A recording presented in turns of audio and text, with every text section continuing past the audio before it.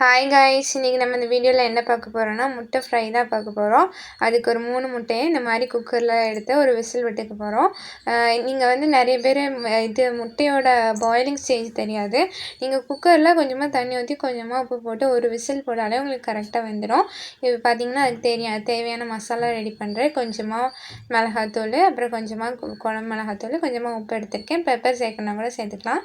கொஞ்சமாக ஆயில் சேர்த்து நல்லா மிக்ஸ் பண்ணி எடுத்துக்கிறேன். நான் அதுக்கப்புறமா கொஞ்சம் தண்ணி கூட ஆட் பண்ணியிருக்கேன். ஏன்னா ஃபுல் ஆயில் இது பண்ணால் ஹெல்த்துக்கு இஷ்யூ ஆகும். ஸோ கொஞ்சமாக தண்ணியும் சேர்த்து நல்லா கலந்து விட்டுருக்கேன். இப்போ ஒரு 3 முட்டை எடுத்திருக்கோம். அதை உரித்து எடுத்திருக்கேன். இப்போ பார்த்தீங்கன்னாலே தெரியும், நல்லா பாயில் ஆகிருக்கு. அந்த ஹாஃப் ஸ்டேஜ் இல்லைன்னா ஓவர் குக்காக கூட ஆயிருக்காது.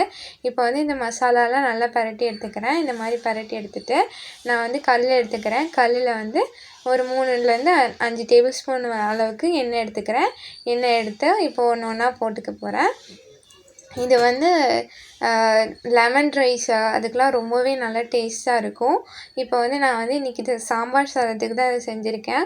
என்னடா சாம்பார் சாதத்துக்கு செஞ்சுருக்காங்களே நினைக்காதீங்க, டேஸ்ட் ரொம்பவே நல்லாயிருக்கும்.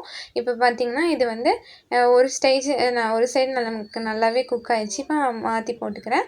மாற்றி போட்டு நம்ம 2 பக்கமும் நல்லா குக் ஆனதுக்கப்புறம் நம்ம எடுத்துக்கலாம். ஃபஸ்ட்டு லோ ஃப்ளேம்லேயே வச்சுக்கோங்க. ஏன்னா இது எண்ணெயில் நம்ம அப்படியே டேரெக்டாக போட்டிருக்கிறதுனால வெடிக்கிற மாதிரி வரும். ஸோ லோ ஃப்ளேம்லேருந்து ஒரு மீடியம் ஃப்ளேம் வரைக்குமே வச்சுக்கோங்க. ஹை ஃப்ளேமில் வச்சிங்கன்னா கொஞ்சம் ரிஸ்க்கு தான் நமக்கு. ஸோ லோ டு மீடியம் ஃப்ளேமில் வச்சு இந்த மாதிரி ஒன்று ஒன்றா திருப்பி போட்டுக்கலாம்.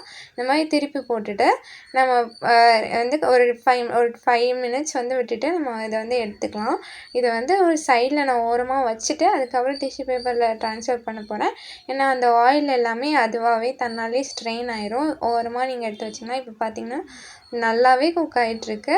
இப்போ நான் இதை இப்போ எடுத்து அப்படியே டிஷ்யூ பேப்பரில் ட்ரான்ஸ்ஃபர் பண்ணிக்க போகிறேன். நான் டிஷ்யூ பேப்பரில் ட்ரான்ஸ்ஃபர் பண்ணிவிட்டு நான் சர்வ் பண்ண போகிறேன். இந்த வீடியோ பிடிச்சிருந்துச்சுன்னா லைக் பண்ணுங்கள், ஷேர் பண்ணுங்கள், சப்ஸ்கிரைப் பண்ணுங்கள். தேங்க்யூ ஃபார் வாட்சிங். Love you all.